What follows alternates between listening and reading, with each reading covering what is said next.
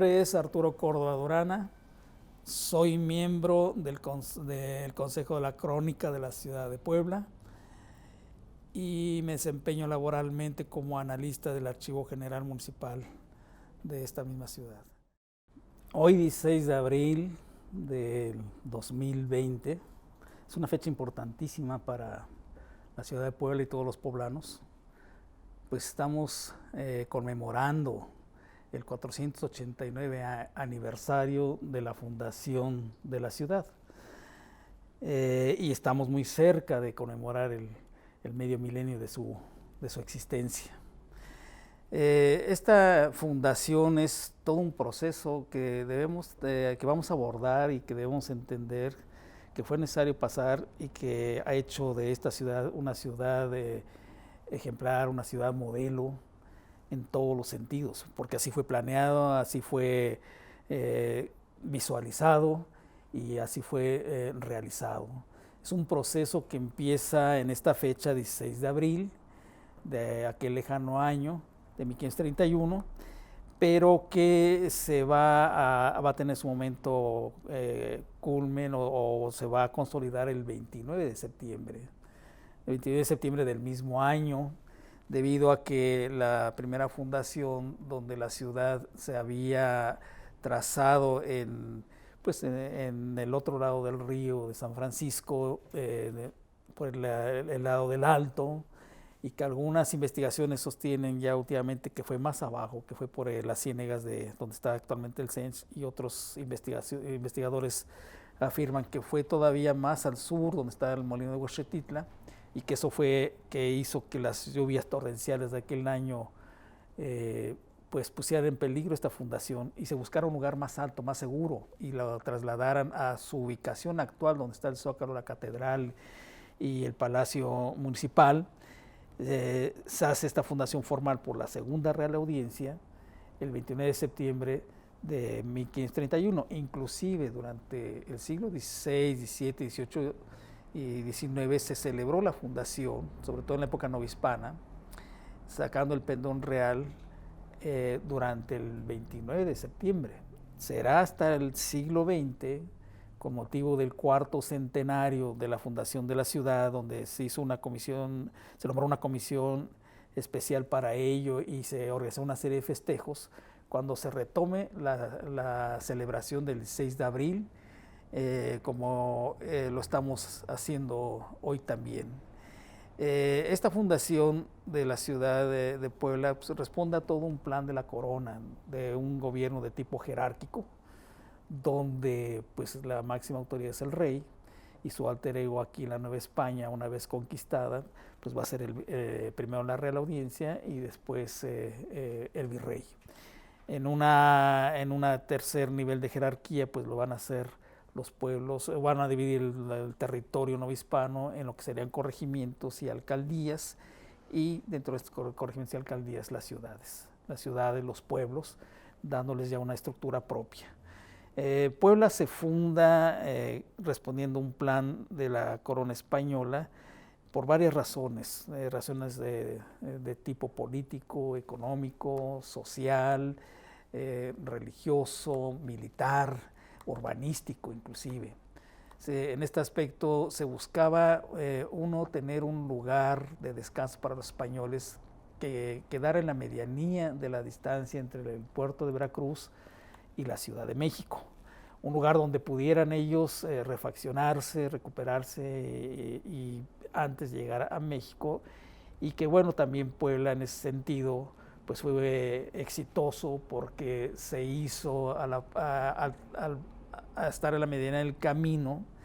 y también al partir aquí los caminos que van hacia Oaxaca y de ahí hacia Guatemala, inclusive prolongarse hacia el Perú, y al norte hacia la zona minera del Bajío, se hizo que Puebla fuera un cruce de caminos muy exitoso, y que en Puebla pues llegaran aquí la primera ciudad de importancia todas las mercaderías que venían tanto del Pacífico como del Atlántico, a través del Galeón de Manila, a través de la flota de las Indias, y que estas mercaderías de aquí fueron un centro distribuidor de las mismas por excelencia. En ese aspecto, Puebla pues necesitaba un lugar especial que tuviera todas las ventajas geográficas, climáticas, y que hiciera posible este establecimiento de esta ciudad de españoles y para españoles, porque se fundó como eso, como una república, como se llamaba, una república de españoles. Que trataba de demostrar que el español fuera capaz de vivir y sobrevivir con sus propios medios. Ese objetivo social es inédito, es novedoso en el sentido de demostrar que no se necesitaban ya encomiendas como para que el español pudiera sostenerse sin trabajar, ¿sí? Que no se explotara más al indígena y que se respetara también pues la alianza que estuvo con los tlaxcaltecas y que el español no la estaba respetando porque llegaba y al pasar por el señor de Tlaxcala pues los molestaba y había vejaciones y había quejas en ese sentido, ¿no? El hecho de las encomiendas sabemos bien que estaba acabando con la población indígena junto con las epidemias y esto no era posible, además de que también era cuestionado filosófica y teológicamente por los pensadores de la época el que las encomiendas pues no tomaban al indígena como ser humano, ¿no? Sino nada más como un objeto de explotación. Entonces, en ese sentido, pues se trataba de que si se lograba un plan exitoso donde el español pudiera demostrar que sí era capaz de poder sobrevivir por sus propios medios, pues era un ejemplo a replicar en otras partes. Entonces, para ello se necesitaba pues un lugar que tuviera todas las condiciones adecuadas. Entonces, geográficamente se le encomienda a esta misión al obispo Fray Julián Garcés, que se da la tarea de buscar este lugar y lo encuentra en un valle, el valle de Coatlascuapan, que también se ha dicho muchas veces que es un valle sagrado, porque es frontero de muchos señoríos, es un lugar que no se cultiva y por lo tanto no había también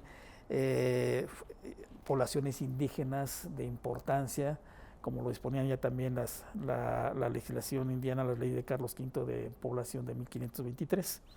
Entonces, en este aspecto, este lugar estaba despoblado,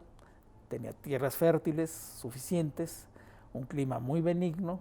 tenía agua suficiente, la atravesaban varios ríos, tenía pedreras, tenía canteras para donde podían obtener los materiales de construcción necesarios, suficientes bosques. Pensemos que en aquel momento pues, la ciudad estaba rodeada de bosques hasta la Malinche, hasta el Popocatépetl, y estaba ubicado en medio de muchos señoríos indígenas, que podría proporcionar mano de obra para la construcción de la ciudad. Mano de obra, pero ya no bajo el esquema de encomienda, sino bajo el nuevo esquema de repartimiento temporal de la mano indígena, que pudieran ayudar a construir las casas, las obras públicas, las iglesias, los templos, como aconteció realmente. Pero también esto conllevaba a que la ciudad una ciudad de españoles pudiera también estar en medio de señoríos indígenas. Militarmente era muy conveniente. Porque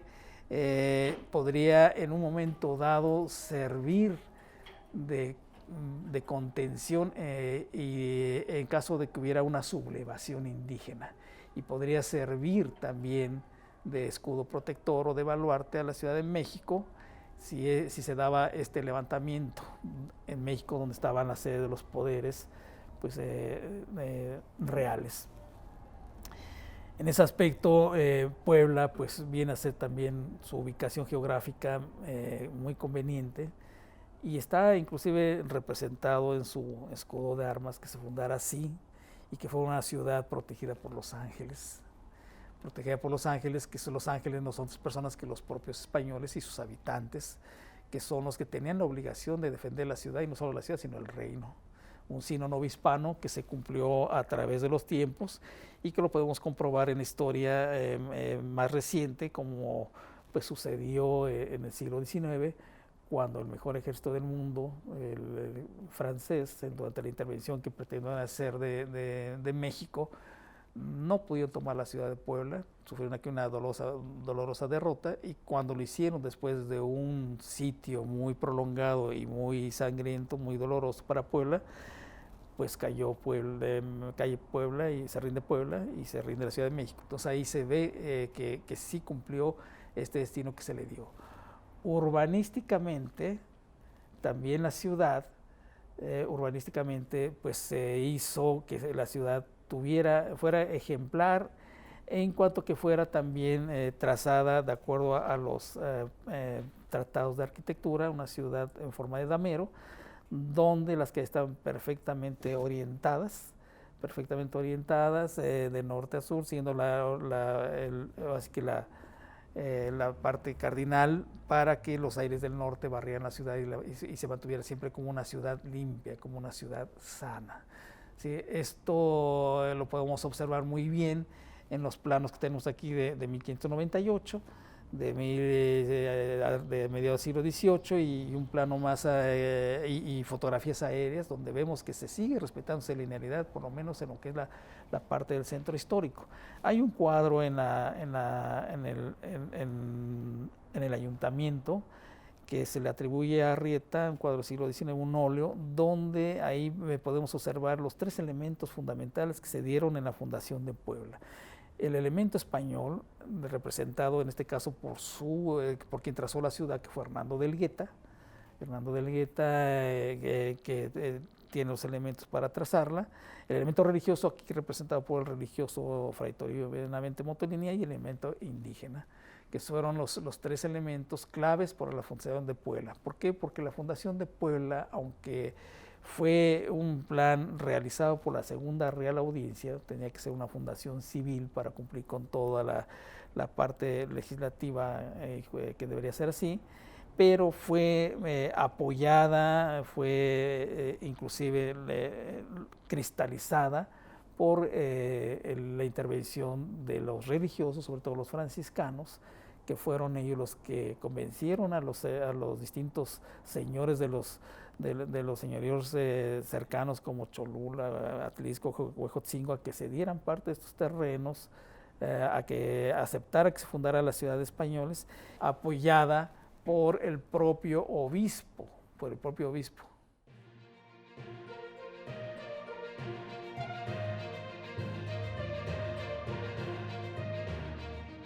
La fundación de Puebla también fue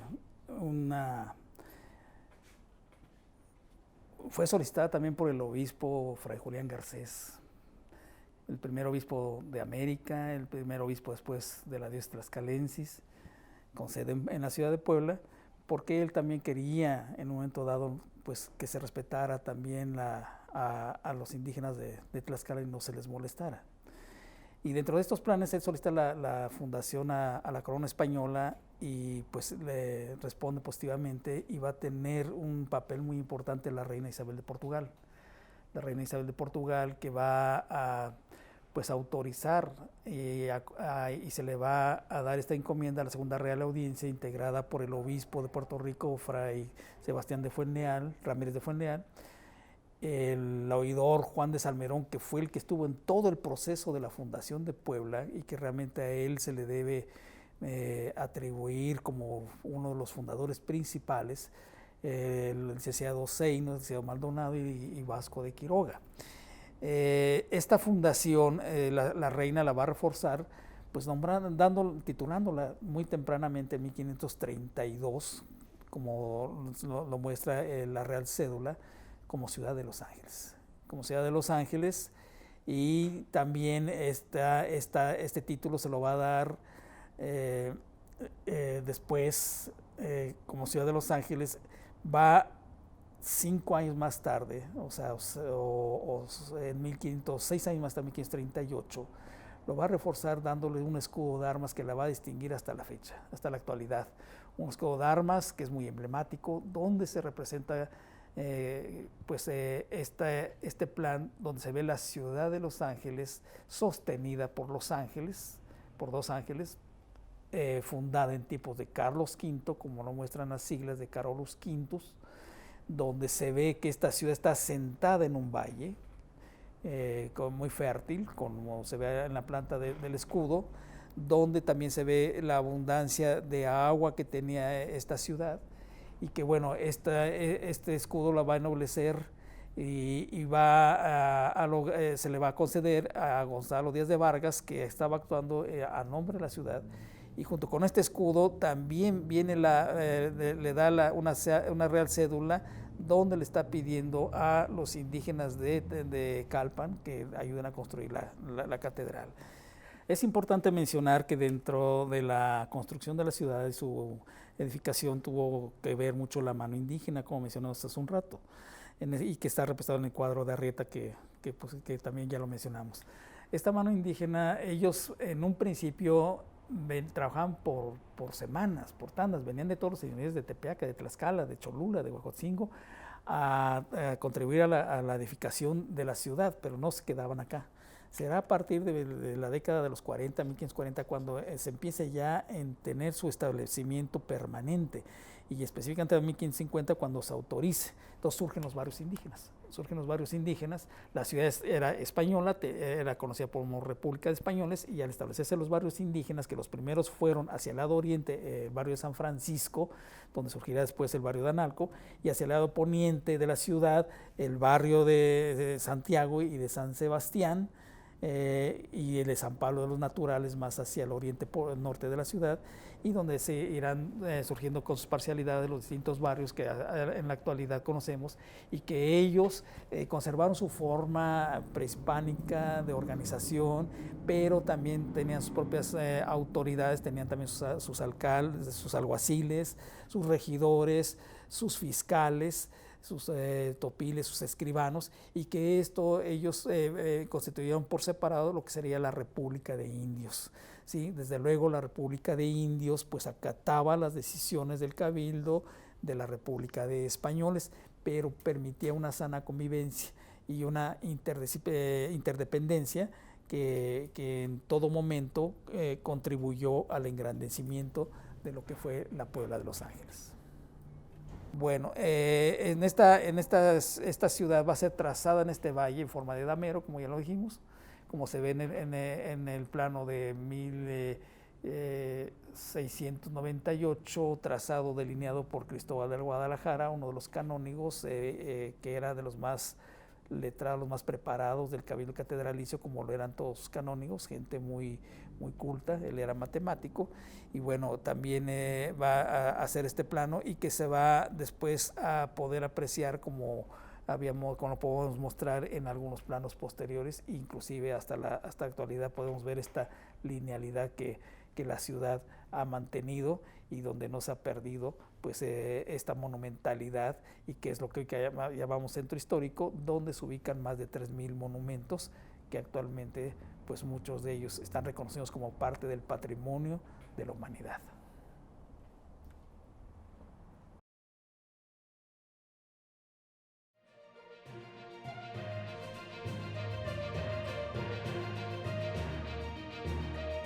Una vez fundada la ciudad de Puebla, el 16 de abril de 1531, y pues como decimos después, el 29 de septiembre ratificada esta fundación a su nueva traza, hubo que nombrar autoridades que se hicieran cargo del gobierno de la ciudad, de la administración de estos, puesto que a la ciudad cuando se funda se le da lo que se llama un fondo legal, donde dentro de ese fondo legal pues está incluida la dehesa, los ejidos, y esto va a formar parte de los propios de la ciudad. Los propios de la ciudad, que también después se va a enriquecer con algunas de las edificaciones civiles, y que la ciudad pues de ahí va a sacar sus ingresos propios para sufragar parte de sus gastos, por lo menos los gastos ordinarios y parte de los gastos ordinarios y los gastos extraordinarios. Se nombra este primer cabildo por la Real Audiencia, siendo uno de los primeros cabildantes a quien se había creído, a quien se le había atribuido la traza, que es Alonso Martín Partidor, por su sobrenombre de Partidor, cuando él ya tenía este sobrenombre desde antes, porque en realidad pues a quien se piensa que se trazó la ciudad fue Hernando de Elgueta, primo de Hernán Cortés, que ya tenía esta experiencia, pues había trazado la ciudad de Trujillo en El Salvador por encomienda del propio Hernán Cortés. Diplomáticamente el formato que se llama una real cédula, que la real cédula es un documento emblemáticamente atribuido directamente al emperador, al rey, pero que lo podía dar en su nombre en la Real Audiencia, donde se autoriza nombrar a los primeros regidores y alcaldes ordinarios, para que se hagan cargo tanto del gobierno de la ciudad como de la impartición de justicia. Este documento es de 1532, de junio, en la Real Audiencia, y que tenemos aquí una transcripción fiel del año de 1567. En este documento, el rey Carlos V, a través de la Real Audiencia, está pidiendo que se escoja para regidores, para autoridades, entre los hijos de los conquistadores y la gente más abonada. O sea, gente que tuviera cierta situación económica para poder garantizar pues, el buen gobierno de la ciudad. Bueno, este cabildo pues, se da a la tarea de asignar solares, de asignar suertes de tierra en Atlisco. Inclusive en otro de los documentos que tenemos en el Archivo de General Municipal de Puebla se encuentra el listado de los primeros pobladores cuando se les reparte estas suertes de tierra en Atlisco, y que es un documento temprano, cuando se hace referente a los solares de 1532, y un listado también de vecinos de 1534. El cabildo originalmente eran 4 regidores, los alcaldes ordinarios, todos ellos eran por elección. El alcalde ordinario que impartía justicia jurídicamente dependía directamente del alcalde mayor. Ellos impartían justicia en primera instancia y el alcalde mayor en segunda instancia. Estos se reunían en lo que es el salón de cabildos, que también tenemos aquí una imagen del cabildo actual, pero que siempre ahí se han reunido a tomar los acuerdos que sean necesarios para administrar correctamente la ciudad en todos los aspectos: social, económico, político, urbanístico, y atender también las demandas y necesidades de sus ciudadanos, y que se siga haciendo. Aquí se reunían 2 figuras jurídicas distintas, independientes, importantes para tomar esas decisiones. Una que representaba los intereses del rey, que era el alcalde mayor, primero fue el corregidor, después llamado alcalde mayor, y que defendía estos intereses, y otro, el cabildo nombrado para defender los intereses de la ciudad. De ahí el que al reunirse estas 2 figuras se juntaban, es la palabra ayuntamiento. Después, ya en la época republicana, pues ya no se ayuntan 2 figuras jurídicas, es una sola, que son las autoridades electas, que son actualmente pues el alcalde o presidente y sus regidores. Y bueno, ahora ya la figura del secretario y del síndico, que entonces el primer cabildo lo formaban el alférez mayor, que era el representante de la ciudad, los regidores y el escribano, que daba fe de estos acuerdos. Puebla fue tan importante que aunque cuando la legislación indiana determinaba que una ciudad podía tener, según su tamaño, 4 regidores, 8 y hasta 12, Puebla llegó a tener 20 regidores, lo que nos habla de la importancia de esta ciudad, porque nada más la Ciudad de México, la Ciudad de Lima y la Ciudad de Puebla tenían 20 regidores. Entonces, esto habla del impacto y la importancia de Puebla. Las decisiones que tomó el cabildo fue en todos los órdenes. Ellos sancionaron ordenanzas para el buen gobierno de la ciudad, para el buen gobierno del propio cabildo, pero también sancionaron y autorizaron las ordenanzas de los gremios, que estas ordenanzas de los gremios, que ellos no registraban a los veedores, que eran las autoridades que los propios gremios nombraban para supervisar la buena elaboración de sus productos industriales y artesanales, lo garantizaban a través de estas ordenanzas. Entonces el cabildo fue originalmente por elección, pero después, a partir de 1591, surge una ley de venta de oficios, donde venden estos cargos y donde los regidores lo compran pues haciendo la mejor postura y pagando nada más una media nata, y van a ejercer los cargos de cabildantes durante toda su vida, pudiendo después heredarlos o venderlos a sus familiares o a sus gente más cercana, que no se perdiera dentro de este núcleo, de esta élite que se formó el gobierno de la ciudad. Situación que va a durar durante la época novohispana y que se va a acabar ya con la época, en nuestra etapa republicana, donde ya pues la Constitución y las leyes van a determinar que estos cargos sean por elección, como viene siendo hasta la actualidad.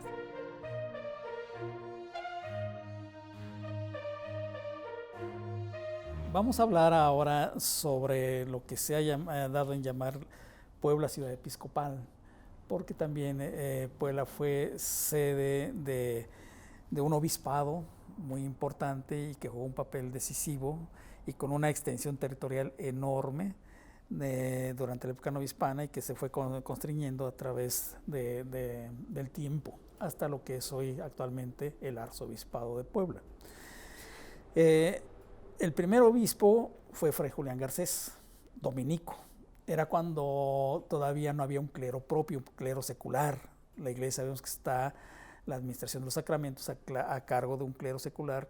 que jerárquicamente depende primero el papa, después los obispos, después ya los que vendrían siendo los párrocos, o que en aquella época se llamaba curas de almas. Cuando la ciudad se fundó, no había ese clero propio. Entonces había que recurrir a lo que es la otra rama de la iglesia, que es el clero secular. Dentro del clero secular, los más destacados o las primeras órdenes que se establecieron en Puebla fueron los franciscanos, a los cuales intervinieron directamente en la fundación, los agustinos y los dominicos, que llegaron primero los dominicos en 1533, después en la siguiente década los agustinos, y que también tuvieron mucho que ver en la evangelización de la zona y de la región y de la propia ciudad. Inclusive estos barrios indígenas que hemos mencionado, la atención sacramental del barrio de San Francisco estuvo durante un tiempo directamente bajo la tutela de los franciscanos, mientras que el barrio de Santiago y el barrio de San Sebastián a cargo de los dominicos. Y ya San Pablo los Naturales, más al norte de la ciudad, era atendido directamente por los San Sebastián y por los agustinos y Santiago. Y San Pablo los Naturales era por los dominicos, donde inclusive llegaron a tener ellos dos hospitales que atendieron en esa parte para la atención de los naturales. Sí, ya el clero secular, cuando se fue formando, los primeros obispos fue, como mencionamos, Fray Julián Garcés, gente muy culta que intervino directamente en la fundación, y que defendió la racionalidad de los indígenas, y que logró del Papa que la bula Sublimis Deus, donde reconoce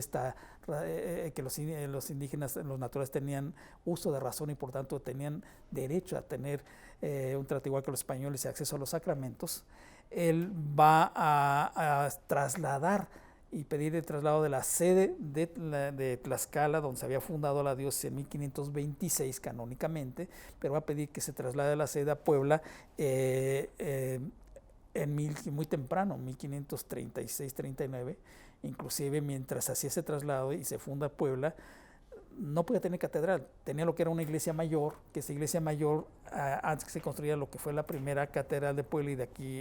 y que estuvo en el atrio de la actual catedral, funcionó como iglesia mayor. Una parte estuvo ubicada en la parte de los del portal Juárez, que fue el portal Iturbide, y se nota por la diferencia de los arcos en medio de los arcos del portal. Después se va a empezar a construir esta catedral en 1536, y la reina Isabel de Portugal emite una cédula que le podemos mostrar acá, que se encuentra como parte del acervo de Archivo General Municipal, donde está ordenando o mandando a los indígenas de Calpan que ayuden a la construcción, ellos como buenos canteros, de esta catedral, a cambio de una reducción de sus tributos. Esta catedral fueron 3 años en su construcción. Empezó en 1536, se consagra en 1539. Desde luego va a tener daños estructurales que motivan que se construya la actual catedral, cuya traza es de 1575 y se debe al arquitecto Francisco Becerra. Esta iglesia secular, el segundo obispo va a ser franciscano, el tercero igual, y va a tardar hasta tener ya obispos formados por un clero secular. Pero sí había ya un cabildo que viene siendo su función primordial, es el rezo, el culto divino, el rezo del breviario de de la liturgia de las horas, pero también por su preparación va a ser una especie de senado que van a auxiliar al obispo a administrar y gobernar la vasta diócesis de Puebla. La diócesis de Puebla era tan amplia territorialmente que abarcaba de costa a costa. Tenemos que tanto el puerto de Acapulco como el puerto de Veracruz estaban dentro del obispado de Puebla. Abarcaba todo lo que hoy actualmente es el estado de Puebla, Veracruz y Tlaxcala, y partes del estado de Hidalgo, de Guerrero, de Oaxaca y del propio estado de México. Entonces esta diócesis tan dilatada, pues estaba el obispo quien le ayudara a administrarla, a gobernarla, y pues su gente de mayor confianza era este cabildo catedralicio, que llegó a tener de integrantes 27 integrantes. 5 eran dignidades eclesiásticas, donde la más alta dignidad era el deán, que presidía el cabildo, y después había canónigos de oposición que se ganaban su canonjía presentando un examen de oposición porque eran los asesores preparados de la iglesia en la parte doctoral, la parte electoral, la parte magistral y la parte de lo que se llama la maestrescolía, la parte de la formación religiosa. Después había canónigos de gracia, donde el rey como patrón regio podía otorgarle esta gracia, este beneficio a quien él consideraba que era conveniente que formara parte de este cabildo. Y después había 12 racioneros, 6 de ración entera y 6 de media ración, que ellos ascendían por méritos propios. Este cabildo se sostenía de los diezmos, al igual que el obispo, que eran los diezmos de la ciudad, del obispado de Puebla, eran los más cuantiosos diezmos que se recogían en toda la Nueva España, y pues era la diócesis más rica, y obtenían sus prebendas de acuerdo a la jerarquía que ocupaban dentro del cabildo, y que esto hacía que cuando vacaba una de estas jerarquías, pues quisieran venir a ocupar esa sede vacante de la propia España, de todo el Caribe o de América o de toda la Nueva España, por la dignidad y la cuantía de estas prebendas. El cabildo catedralicio ayudó al obispo a gobernar esta vasta diócesis. Tuvimos grandes obispos, recordemos no solamente a Fray Julián Garcés, recordemos también a Juan de Palafox, un obispo reformador, al igual que lo fue el obispo Diego Romano, recordemos a Manuel Fernández Santa Cruz. Puebla ha tenido grandes obispos que inclusive su preparación les ha permitido que algunos de ellos fueran también tomados en cuenta para gobernar la Nueva España, como virreyes. El propio Palafox fue momentáneamente virrey interino mientras llegaba el nuevo virrey en su época. Fue también propuesto para algunos de ellos para arzobispos de la Ciudad de México, pero ellos prefirieron quedarse en Puebla, renunciaron a esta designación y regresaron a la Puebla de Los Ángeles. También Puebla ha sido sede y asiento de las principales órdenes religiosas, de todas las órdenes religiosas, tanto masculinas como femeninas. En masculinas tenemos no solamente la presencia de los franciscanos agustinos dominicos, sino también después llegarían los jesuitas, que implementaron aquí un sistema educativo de excelencia, que llegaron a tener entre seminarios y colegios 5 instituciones. Tenemos también el sistema educativo tridentino completado por Juan de Palafox y Mendoza. Tenemos hospitales, órdenes hospitalarias, tenemos los mercedarios, los juaninos, etcétera, y de órdenes religiosas. Se llegaron a sentar aquí 11 órdenes religiosas distintas en los siglos XVI, XVII y XVIII, que hicieron a Puebla lo que se le ha llamado ser una ciudad levítica porque es una ciudad con una religiosidad enorme, donde también el Cabildo Civil participaba con los patrocinios jurados, porque ante las calamidades y las epidemias y las contingencias naturales se invocaba a un santo patrón para que protegiera a la ciudad de estas calamidades, de estas enfermedades, y que bueno, esto a Puebla lo hizo participar de un calendario litúrgico muy nutrido, le hizo también tener cofradías, le hizo tener también estas congregaciones gremiales o estamentales que no solamente promovían la asistencia mutua, sino que también promovían el culto de sus santos tutelares, y que a Puebla pues le ha hecho una ciudad en ese aspecto, una ciudad muy religiosa, una ciudad que también pues, le hizo tener en la parte educativa un lugar muy importante en ese aspecto de la ciudad de Puebla. No solamente fue la segunda ciudad en importancia después de la Nueva España en el aspecto político, económico, sino también en el aspecto educativo, y que lo sigue siendo hasta la actualidad. Pues ya vemos que la gran parte de la población estudiantil de México es la segunda ciudad más importante después de la Ciudad de México. Dentro de esta religiosidad, el primer patronazgo que tenemos y más importante para la ciudad es el propio San Miguel Arcángel. Recordemos que la ciudad fue fundada civilmente el 29 de septiembre de 1531, el día de San Miguel Arcángel. Por tanto, es el primer patrono que tiene la ciudad. Y cuando se traslada la sede episcopal